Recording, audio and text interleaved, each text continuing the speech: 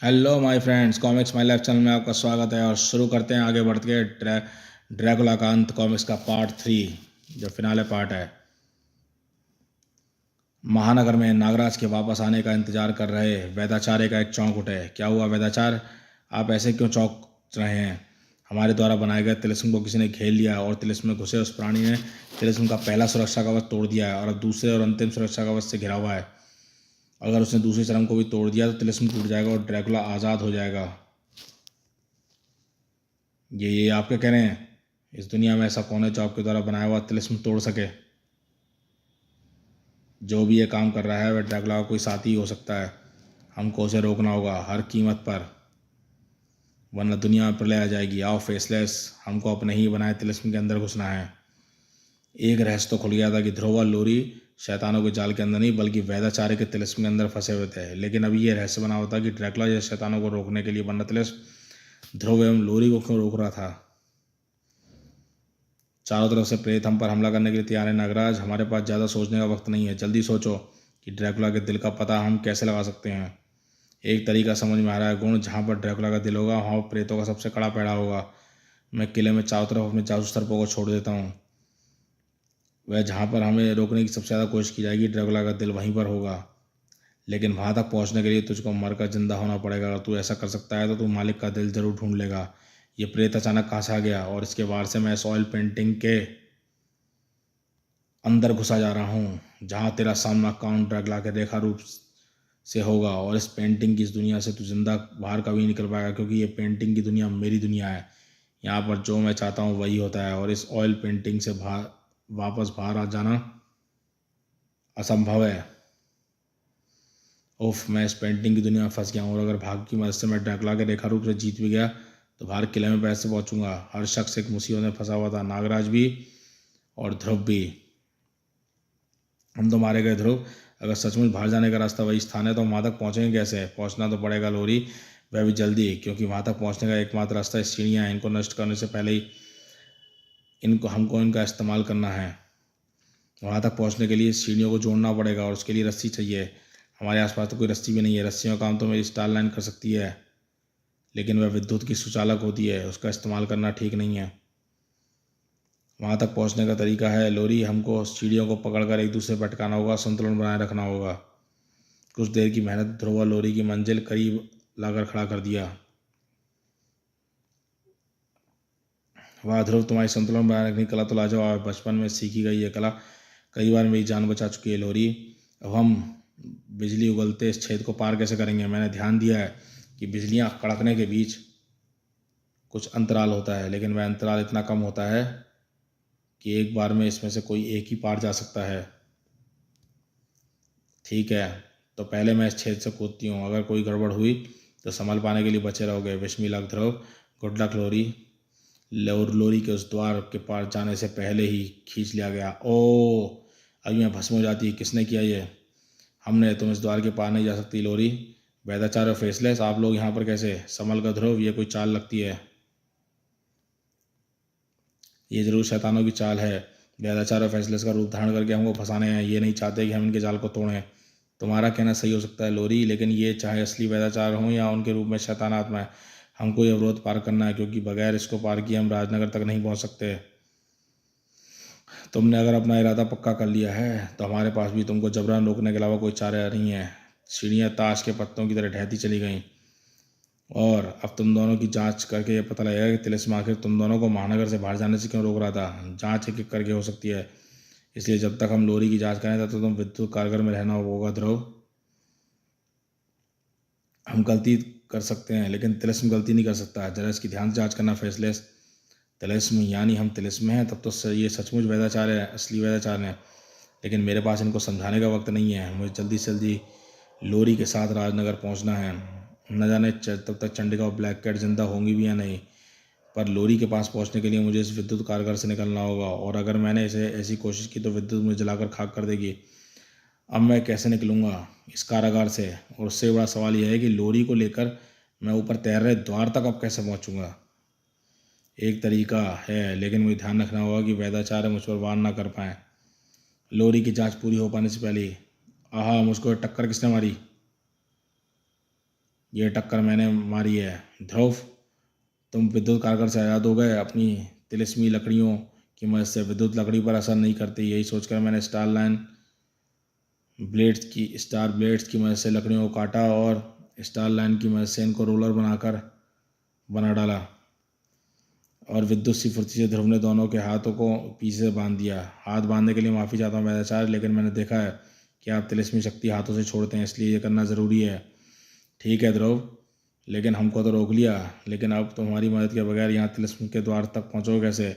अब तो इतनी सीढ़ियाँ भी नहीं बची कि तुम उस तक पहुँच सको। एक रास्ता बंद होता है, दूसरा खुल जाता है फेसलेस। और जहाँ तक हमको पहुँचाएगा ये लंबा बाँस। तैरती सीढ़ियों के ऊपर दौड़ते ध्रुव ने गति पकड़ी और बाँस का छोर उस सीढ़ी में जा अटका जिसको वैदाचार्य फैसले ने वजन स्थिर कर रखा था, और बाँस का दूसरा छोर तेजी से हवा में ऊपर उठकर तिलिस्म के द्वार तक बढ़ गया। बस इस वक्त बिजली न चमक उठे। बिजली नहीं चमकी और ध्रुव तथा लोरी के शरीर उस छेद को पार करते हुए तिलिस्म के पार जा गिरे। हम सफल हुए। लोरी, होश में आओ, हमको जल्दी जल्दी राजनगर पहुंचना है।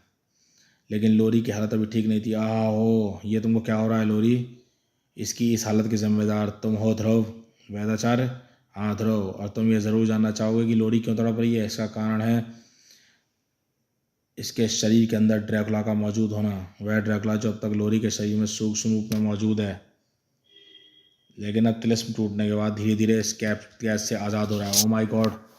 लेकिन ड्रैकुला लोरी के शरीर के अंदर कैसे पहुंचा? लोरी तो ड्रैकुला के गायब होने के बाद मेरे साथ महानगर पहुंची थी। पक्के तौर पर तो नहीं कह सकते, लेकिन मेरा अनुमान है कि मेरे द्वारा पैदा की गई तिलिस्मी आंधी ने ड्रैकुला को सूक्ष्म जीवी के आकार का बनाकर किसी वस्तु जैसी कि पेड़ के अंदर डाल दिया होगा। फिर वहाँ से ड्रैकुला का संपर्क लोरी के शरीर से हुआ होगा और लोरी के शरीर में पहुँच गया होगा। यही कारण था कि तिलिस्म लोरी को महानगर से बाहर जाने से रोक रहा था। वैदाचार्य का अनुमान एकदम सही था। ड्रैकुला के साथ ऐसा ही हुआ था। पहले वह वृक्ष के अंदर था, और जब उसी वृक्ष ने ड्रैकुला द्वारा काटकर वैम्पायर बनाए सूक्ष्म जीवों को निकल लिया, तो वही वृक्ष वैम्पायर गुणों से युक्त होकर वैम्पायर विनाश वृक्ष बन गया था। सूक्ष्म जीवियों को और ड्रैकुला को कष्ट पहुंचाने वाली प्रकाश की किरणें सूर्य की किरणें थीं, और ड्रैकुला के शरीर में धंसने वाले काले कांटे लोरी के रोए थे। तो क्या अब ड्रैकुला को रोकने का कोई तरीका नहीं है? ड्रैकुला जिस बार से एक बार हारता है, दूसरी बार नहीं हारता। अब इसका शरीर उस वार के खिलाफ प्रतिरोधक क्षमता पैदा कर लेता है। हम कोशिश तो करेंगे, लेकिन इस बात की कोई गारंटी नहीं कि इस बार भी ड्रैकुला पर यह तिलिस्मी शक्ति असर करेगी। ड्रैकुला एक बार फिर दुनिया के सामने आने वाला था, और उसको रोकने का एकमात्र तरीका उसको फिर से जी उठने से पहले उसका दिल ढूंढ निकालना था। और उस काम को पूरा कर पाना सिर्फ नागराज के बस की बात थी, जो इस वक्त अपनी जान बचाने का तरीका ढूंढ रहा था। मेरी हर शक्ति का जवाब इसके पास है, क्योंकि ये तस्वीर में जो चाहे वो बना सकता है, लेकिन यह चीज़ ये ड्रैकुला ही बना सकता है, क्योंकि ये इसकी तस्वीर है। देखा नागराज, तस्वीर की इस दुनिया में अंदर मैं तुझे अपनी फूंक की हवा की धार से भी काट सकता हूँ। बता तेरा क्या हाल करूँ? आग से जला दूँ या ठंड से गिला दूँ, या मुझे तुझे यहाँ की ज़मीन में गाड़ कर हमेशा के लिए दम घुटने में मजबूर कर दूँ। मुझे जासूस सर्पों का संकेत मिल रहे हैं, उनको ज़बरदस्त प्रतिरोध का सामना करना पड़ रहा है। और इस बात पर तो मैंने ध्यान दिया नहीं कि अगर तस्वीर के अंदर रहते हैं मुझे सर्पों के संकेत मुझ तक पहुँच सकते हैं, तो मेरे संकेत भी उन तक जाएंगे, लेकिन वे मदद करेंगे कैसे? इस तस्वीर के अंदर आते ही भी ड्रैकुला के रेखाचित्र के वश में आ जाएंगे। इससे तो मुझे खुद ही निपटना पड़ेगा, पर कैसे? ड्रैकुला के रेखारूप के वार से नागराज को घायल करते जा रहे थे, और नागराज के वारों को ड्रैकुला का रेखारूप आराम से काटता जा रहा था। हाथ झुलस गया और मुझको जबरदस्त पीड़ा भी हो रही है। ओह, ये आग बुझ नहीं रही। जल्दी ये आग मेरे पूरे शरीर को घेर कर मुझे भस्म कर देगी। इसको बुझाना होगा, और इस काम में खेत में लगी ये फसल मेरी मदद कर सकती है। इस पर लुढ़कते हुए मेरे शरीर में लगी आग ज़रूर बुझ जाएगी, क्योंकि फसल भी पेंटिंग का एक हिस्सा ही है। ओह, तूने अपने शरीर में लगी आग को लुढ़का लुढ़का कर बुझा लिया। अब तो इस खेत में छुप कर बचना चाहता है। अब देखता हूँ कि मैं इस खड़ी फसल को कैसे काटता हूँ। ठीक उसी तरह मैं तुझे भी काटूंगा। ओह, इसके हथियार तो फसलों को काटते हुए मेरे काफ़ी पास आ रहे हैं और फसलों के काटने से पौधों से कुछ तेल जैसा पदार्थ निकल रहा है जिससे मेरे हाथों को चिकना कर दिया है। और इस तेल की महक भी, अरे अगर ये तेल वही है जो मैं सोच रहा हूँ तो मेरा काम बन गया। हाँ हाँ, तू मरने के लिए सामने आ गया, यानी अब तू कहीं जाकर तू ये समझ गया है कि तड़तड़ा का मरने से कोई फ़ायदा नहीं है। ले मैं तेरी ये यंत्रणा को यहीं अंत कर देता हूँ। अंत तो तेरा होगा अब ड्रैकुला के रेखा रूप। ये तूने मेरे मुंह पर क्या फेंका है? ये तेरी मौत है ड्रैकुला के रेखा रूप। इस पेंटिंग में बनी फसल के वे बीज हैं जिन्हें ऑयल पेंटिंग के रंगों के में घोलने वाला तेल निकलता है, और अब ये तेल तुझे भी घोल डालेगा क्योंकि तू भी ऑयल पेंटिंग से बना हुआ है। अगर पेंटिंग के हथियारों में मुझे काटने की शक्ति है तो पेंटिंग के बीजों के तेल में रंगों को घोलने की शक्ति भी ज़रूर होगी। ठीक कहा तूने नागराज, ये तेल मुझे भी घोल डालेगा, लेकिन ये तेल मेरे साथ साथ पूरी तस्वीर को भी घोल डालेगा, और इस तस्वीर के साथ साथ तू भी घुल जाएगा क्योंकि तू भी इस तस्वीर का हिस्सा है। तू नहीं बचेगा नागराज। ओहो, ये मैंने क्या किया? अपनी मौत का सामान खुद ही तैयार कर दिया। मुझे इस तस्वीर से बाहर निकलना होगा, पर कैसे? क्या रास्ता है इस तस्वीर से बाहर निकलने का? वह प्रेत, हाँ, मैं उस तस्वीर में तब घुसा था जब उस प्रेत ने मुझे तस्वीर के अंदर घुसाया था। अगर उस प्रेत ने तस्वीर के अंदर घुसाने की शक्ति है तो बाहर निकालने की शक्ति भी होगी। बस वह प्रेत अगर गायब नहीं हुआ हो तो मेरा काम बन जाएगा। मुझे अपने सर्पों से मानसिक संपर्क साधना होगा। गुण ने उस प्रेत को भागने नहीं दिया था। नागराज के मानसिक संकेतों पर किले में घूमते जासूस सर्पों ने गुण के शिकंजे में जकड़े उस प्रेत के हाथ को जकड़ लिया था, और फिर वह हाथ पेंटिंग की दुनिया में जा घुसा, और नागराज ने उस हाथ को थामने वाले को एक पल नहीं गंवाया, और अगले ही पल नागराज उस हाथ के सारे पेंटिंग से बाहर आ चुका था और अब प्रेत का काम समाप्त हो चुका था। बधाई हो नागराज, उस तस्वीर से जिंदा बाहर आने वाले तुम पहले प्राणी हो। तुम अगर प्रेत को रोक कर ना रखते तो मैं कभी ना आ पाता। अब आओ, मुझे शायद ड्रैकुला के दिल का पता लग गया है। कैसे? ड्रैकुला का दिल अभी भी नागराज की पहुंच से दूर था, लेकिन ड्रैकुला का शरीर आज़ाद हो रहा था। ड्रैकुला वाकई लोरी के शरीर के अंदर है। वह लोरी के शरीर को फाड़ कर बाहर आना चाहता है। कुछ कीजिए वैद्याचार्य, मैंने लोरी की नस काट दी है। वह अब लहू बहाकर बाहर निकलेगा और उसके साथ साथ ड्रैकुला भी आज़ाद हो जाएगा। इस पर वार करो फेसलेस। तिलिस्मी शक्ति का संयुक्त वार इसको संभलने से पहले ही काबू में कर सके। अब मुझे रोकना तेरे बस की बात नहीं है बुड्ढे। अब तिलिस्मी शक्ति ड्रैकुला को कुछ नहीं बिगाड़ सकती। अब ड्रैकुला का कोई भी कुछ नहीं बिगाड़ सकता क्योंकि ड्रैकुला ने अमृत चख लिया है। हम अब इसको नहीं रोक सकते। चलो, तुम्हारी एक परेशानी तो दूर हुई ध्रुव। ड्रैकुला के फिर से जी उठने के कारण अब प्रेतों का कंपटीशन भी खत्म हो गया होगा। अब राजनगर पर मंडरा था खतरा भी टल गया होगा। लेकिन हम पर मंडरा था खतरा कैसे टलेगा लोरी? इस महावैम्पायर को रोकेगा मेरा महावैम्पायर नागपाशा। तिलिस्म टूटते ही नागपाशा ने होश में आकर मेरा खून पीने की कोशिश की, लेकिन इस कोशिश के कारण मैं नाग बंधनों से आज़ाद हो गया और मुझको यांत्रिक शक्ति का प्रयोग करने का मौका मिल गया।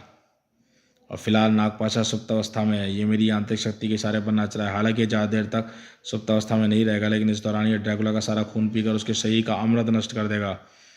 काम इतना आसान नहीं था जितना गुरुदेव समझ रहा था। काम बहुत मुश्किल था। हम सही जगह पर पहुंचे हैं नागराज। ड्रैकुला का दिल इसी ताबूत के अंदर है, लेकिन ताबूत की रक्षा ड्रैकुला के कुछ चुनिंदा खूंखार सेवक कर रहे हैं। तभी नागराज ड्रैकुला आज़ाद हो गया। उससे पहले कि उसको अपने तुम्हारे इरादों की भनक लगे, अपना काम पूरा कर लो। अभी नागपाशा ने ड्रैकुला को रोक रखा है। तिलिस्म भी टूट चुका है, इसलिए हमको नागपाशा की बजाय उन इंसानों से जूझना पड़ रहा है जिनको विनाश वक्ष ने वैम्पायर बना डाला था।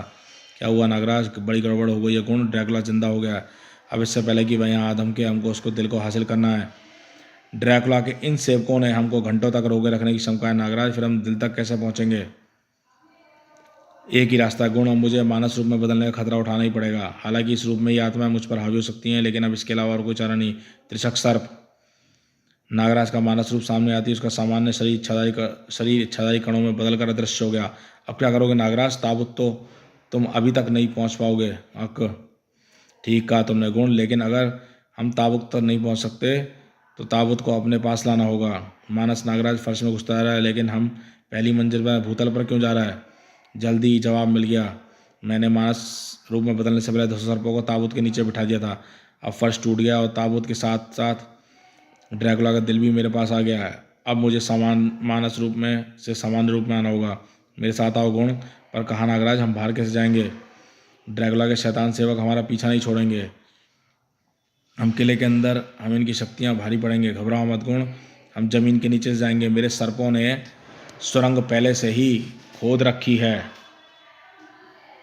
और हमारे पीछे से मेरे सर्प सुरंग भी सुरंग को बंद करते जाएंगे और हम आराम से ड्रैकुला के दिल के साथ इस किले से बाहर निकल आएंगे। यहाँ पर ड्रैकुला के सेवकों का हमें कोई खतरा नहीं होगा। अब इस दिल को नष्ट करना है। दिल ऐसे नष्ट नहीं होगा नागराज। दिल और ड्रैकुला तभी नष्ट होंगे जब वे एक दूसरे के साथ जुड़े होंगे, और पर ड्रैकुला ये बात नहीं जानता। हमको ड्रैकुला के पास जाना होगा। ड्रैकुला को रोक पाना अब शायद नागराज और गुण के लिए भी मुश्किल होने वाला था, क्योंकि ड्रैकुला अजय हो चुका था। हट जा मेरे रास्ते से नागपाशा। वैसे तो मैं तेरा अमृत मिश्रित रक्त पूरा पी लेता, लेकिन एक वैम्पायर दूसरे वैम्पायर का रक्त नहीं पी सकता, इसलिए मैं तुझको सिर्फ टुकड़ों में काट काट कर छोड़ रहा हूँ। वैसे भी अपने ही गुलाम वैम्पायरों को नष्ट करना मेरी आदत नहीं है। यह नागपाशा की नहीं बल्कि मेरी हार है। सोरे नागपाशा को मैं अंतरिक्ष शक्ति की मदद से ठीक तरह से कंट्रोल नहीं कर पाया हूँ। अब क्या होगा? कैसे रोकेगा ड्रैकुला? जिस दुनिया पर राज करने का सपना हम देख रहे थे, उस पर ड्रैकुला ये शैतानी ताकत का राज होगा। अब मैं इंसानों को वार करने का मौका नहीं दूंगा। अगर ड्रैकुला को दोबारा परेशान करने का दुस्साहस किया तो पूरी धरती को मैं दूसरा नरक बना दूंगा। आग के जरिए बदल दूंगा धरती की सतह को। वो ड्रैकुला ने समुद्र के अंदर छुपे ज्वालामुखी को ऊपर उठा दिया है। देखो नमूना कि ड्रैकुला कैसे धरती को नरक बनाएगा। गड़ ज्वालामुखी उस इशारे के साथ फट पड़ा। ओ गॉड, यह हजारों टन लावा महानगर को बर्बाद कर देगा और हम किसी को बचाने के लिए कुछ भी नहीं कर सकते, लेकिन मैं कर सकता हूँ। अरे वाह, लावा फिर से वापस ज्वालामुखी में समा रहा है। किसने किया ड्रैकुला का रास्ता रोकने का अपराध? ये शुभ काम मैंने किया है ड्रैकुला, और अब तुम्हारे तबाही फैलाने के दिन खत्म हुए। रिटायरमेंट ले लो और अपने ही ताबूत में जाकर हमेशा के लिए सो जाओ, वरना तुम्हारा अस्तित्व हमेशा के लिए मिट जाएगा। देखो, तुम्हारा दिल हमारे पास है और उसने अमृत का अंश भी नहीं है। यह नष्ट हो सकता है और उसके नष्ट होते ही तुम भी नष्ट हो जाओगे। तुमने मुझसे गद्दारी की है गुण। तुमने ही नागराज को मेरे दिल तक पहुंचने का रास्ता दिखाया। अब मैं सिर्फ इंसानों को नहीं, तुम्हारी जैसी आत्माओं को भी तड़पाऊंगा। अब तुम सब दर्दनाक मौत बनना नहीं चाहते तो मेरा दिल मुझको दे दो। इससे बहस करके समय क्यों खराब कर रहे हो नागराज? इसके दिल को नष्ट क्यों नहीं कर देते? क्योंकि इसके दिल को तभी नष्ट किया जा सकता है जब यह दिल ड्रैकुला के शरीर में हो। यह सिर्फ इसी स्थिति में दिल और ड्रैकुला का शरीर दोनों नष्ट हो सकते हैं। लेकिन ड्रैकुला के शरीर में जाती है उसके दिल में रक्त संचार के साथ अमृत का संचार भी हो जाएगा। फिर यह दिल भी अमर हो जाएगा। तब तुम इसको नष्ट कैसे करोगे? इसके लिए गुण हमारी मदद करेगा। जैसे ही ड्रैकुला का दिल इसके शरीर में पहुंचेगा, गुण समय की रफ्तार कम कर देगा और इसका रक्त उसके दिल में पहुंचने से पहले एक क्रॉस उसके दिल में घुसा देगा। लेकिन अगर ऐसा ना हो पाया तो ड्रैकुला फिर कभी ख़त्म नहीं होगा। क्या खुसफुस कर रहे हो? अपने चारों तरफ मंडराते खतरों को देखो और मेरे एक इशारों पर पूरी दुनिया के इंसान देखते ही देखते प्रेतों में बदल जाएंगे, और मैं ऐसा नहीं चाहता था, क्योंकि फिर मैं खून किसका पीऊँगा? और रही दिल की बात, तो वह तो तुमको मुझे देना ही पड़ेगा। ओहो, इसके दिल ने तो एकाएक तेजी से धड़कना शुरू कर दिया है। मैं इसको ठीक से पकड़ नहीं पा रहा हूँ। लो ड्रैकुला, पकड़ो अपना दिल और दफ़ा हो जाओ। जो मैं चाहता था वही हो गया। हाँ, तुम उतने बेवकूफ़ नहीं हो जितना मैं समझ रहा था, उससे कहीं ज़्यादा हो। क्योंकि एक बार मेरा दिल मेरे पास आ गया तो फिर मुझको किसी खतरे का डर नहीं। ओहो, तूने मेरा दिल बीच में लपक लिया। एक मामूली इंसान की इतनी हिम्मत! ध्रुव ने आखिरी कोशिश तो की थी, लेकिन उसकी यह कोशिश काफ़ी नहीं थी। धाड़ कड़ाक! दोबारा ऐसी हरकत की तो तेरा सीना फाड़कर तेरा दिल उसमें से बाहर निकाल लूँगा। ड्रैकुला का दिल उसके शरीर में घुसते ही गुण ने अपना काम करना शुरू कर दिया। चारों तरफ से समय की रफ्तार धीमी होने लगी और गुण वह लकड़ी का क्रॉस लेकर तेजी से ड्रैकुला की तरफ लपका। लेकिन ड्रैकुला अपने स्थान से गायब हो चुका था। मुझे पता था तू अपनी इस शक्ति का प्रयोग करेगा गुण, इसलिए मैंने अपने हृदय को अपने शरीर के अंदर डालने से साथ साथ अदृश्य होने की प्रक्रिया भी शुरू कर दी थी। जब तक तूने समय की रफ्तार को कम किया तब तक मैं अदृश्य हो चुका था। तेरी चाल नाकाम रही गुण गद्दार। गुण के होश खोते ही समय की गति सामान्य हो गई। तुम्हारा कहना सच हो गया ध्रुव। अब तो ड्रैकुला का हृदय भी अमृत पीकर अमर हो चुका है। अब दुनिया का विनाश रोकना बहुत मुश्किल है। नहीं नागराज, अभी बात नहीं बिगड़ी है। ये देखो, ग्रीस की मिनी स्प्रे, जिसको मोटरसाइकिल में डालने की वजह से मैं हमेशा अपनी यूटिलिटी बेल्ट में रखता हूँ। मैंने ड्रैकुला के हृदय पर इस स्प्रे की द्वारा ग्रीस की एक परत चढ़ा दी है। अभी कुछ देर तक इस परत के कारण इसका हृदय इसके संपर्क में रक्त में नहीं हो पाएगा। इस दौरान ड्रैकुला को इस क्रॉस से ख़त्म करना है। गुड वर्क ध्रुव, ये हमारे पास आखिरी मौका है। अपने अमरत्व पर गुमान कर रहे ड्रैकुला को अपने ऊपर होने वाले किसी भी हमले की कामयाबी होने की फिक्र नहीं थी, इसलिए असावधानी में वह नागवार बचा नहीं पाया और उसके ज़मीन पर गिरते ही नागराज और ध्रुव ने वह क्रॉस उसके सीने में घुसाने में एक पल नहीं गंवाया। खपापा, अब तेरा अंत होगा ड्रैकुला, क्योंकि तेरा हृदय अभी अमर नहीं हुआ है। अपने हृदय के साथ साथ तू भी खाक में मिल जाएगा। खपापा, आहा, मैं मर गया, मैं, मेरे दिल में क्रॉस घुस गया। अरे दूर हट, ये क्या ध्रुव, इस पर तो क्रॉस घुसने का कोई असर नहीं हुआ, क्योंकि क्रॉस मेरे दिल में धंसा ही नहीं। तुम इंसान ये समझते हो कि जहाँ पर तुम्हारा हृदय लगा होता है हर शरीर में वहीं हृदय मौजूद होगा? अरे अकल के अंधों, ये भी तो सोचो, जो वैम्पायर हृदय को शरीर से दूर रख सकता है वह अपने शरीर में सीने की बजाय हृदय कहीं और भी रख सकता है। मेरे शरीर में मेरा हृदय कहाँ पर है, यह तुम दोनों मरते दम तक नहीं जान पाओगे, क्योंकि तुम्हारी मौत का वक्त कुछ ही पल दूर है। इन दोनों से दूर हट ड्रैकुला, मेरे वार चाहे तुझे मार ना पाए, लेकिन तुझे रोक कर तो रख ही सकते हैं। ओह थैंक्स लोरी, दिल अभी तक तेजी से धड़क रहा है, ऐसा लग रहा है जैसे मानो किसी गर्दन किसी लोहे के शिकंजे में। ओह, मुझे मिल गया इसके हृदय को ढूंढने का तरीका। नागराज, लोरी, वैदाचार्य, फेसलेस, गुरुदेव, आप सभी ड्रैकुला पर अपनी भरपूर शक्ति से वार करें और बिना रुके करते रहें। इस वक्त कोई भी ध्रुव से सवाल पूछने के मूड में, समय व्यर्थ करने के मूड में नहीं था। हमला तुरंत शुरू हो गया। इस तरह से हम ड्रैकुला को कुछ देर तक रोक सकते हैं, लेकिन इससे क्या फ़ायदा होगा? होगा नागराज, होगा। ड्रैकुला जितना हमारी शक्तियों का प्रतिरोध करेगा, इसका दिल उतनी तेजी से धड़केगा और सर्वशक्ति से तुम्हारे कान उस धड़कन को सुनकर ड्रैकुला के हृदय की सही स्थिति का पता लगा लेंगे। और एक बार हमको सही स्थिति का पता लग जाए, फिर हम ड्रैकुला के हृदय में क्रॉस घुसाकर उसको ख़त्म कर सकते हैं। कड़ूम बड़ाम शूम सड़ाक। मैं ड्रैकुला की धड़कनें सुनने की कोशिश करता हूँ, पता नहीं इतने शोर में वह धड़कन मुझे सुनाई देगी भी या नहीं। ड्रैकुला पर बिना रुके वारों की बरसात हो रही थी और इस दिल की धड़कन बढ़ती जा रही थी। मिल गया, मुझे इसके हृदय का पता मिल गया। इसका हृदय इसकी बाईं जांघ में रखा हुआ है। तो फिर देर किस बात की नागराज, अब तो इस क्रॉस को उठाकर इसके हृदय में घुसा देना है। शक का ध्रुव का हाथ घुमा और इस बार ड्रैकुला का हृदय नहीं बच सका। क्रॉस ने हृदय को चीर कर रख दिया। खच। और इस बार ड्रैकुला सचमुच चीख उठा। तुम लोगों ने मेरे हृदय को कैसे ढूंढ निकाला और कैसे तुमको इसकी स्थिति का पता? और मेरा हृदय अमर क्यों नहीं हुआ? ड्रैकुला का शरीर एक बार फिर धूल में बदलता गया और दुनिया पर छाया आतंक समाप्त हो चुका था। अब चारों तरफ शांति थी। तुम दोनों ने तो वाकई कमाल कर दिया ध्रुव और नागराज, पर ड्रैकुला के खत्म होने से नागपाशा को लगातार काटते यंत्र भी लुप्त हो गए हैं। नागपाशा फिर से वैम्पायर बन जाएगा। अब मैं इसे तुरंत ठीक करना जरूरी है। सिर्फ नागपाशा ही नहीं, महानगर में दर्जनों ऐसे इंसान हैं जो वैम्पायर के रूप में बदल गए हैं। उनको भी सामान्य रूप में बनाने का तरीका ढूंढना होगा।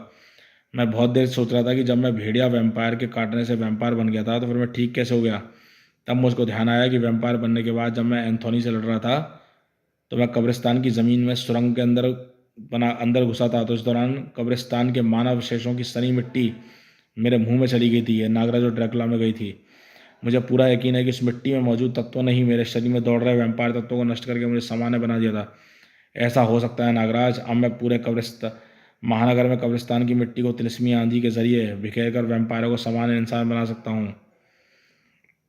महानगर पर मंडराता एक खतरा भी टल रहा है नागराज। ड्रैकुला के खत्म होने से पड़ने से वह ज्वालामुखी भी अब वापस समुद्र में समा रहा है। लेकिन इस ज्वालामुखी का समुद्र में धंसना अब रुक गया। क्यों? क्योंकि ये आवाज़, क्योंकि ड्रैकुला अभी मरा नहीं है। मरते मरते ऐन वक्त पर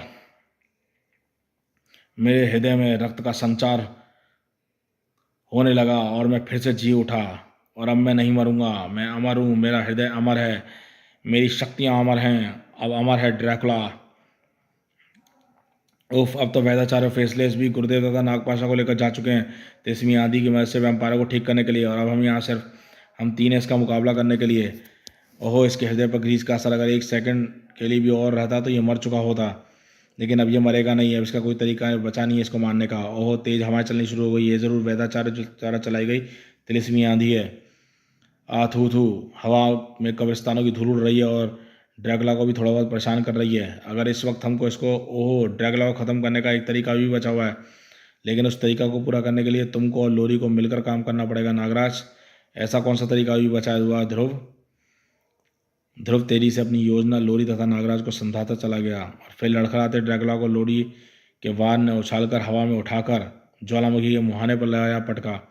अब देर मत करो नागराज, वरना ड्रैकुला को संभलने का मौका नहीं मिलेगा। ऐसा नहीं होगा ध्रुव, मैं अपने मानस रूप में बदल चुका हूँ, मुझे ड्रैकुला तक पहुँचने में एक पल भी नहीं लगेगा।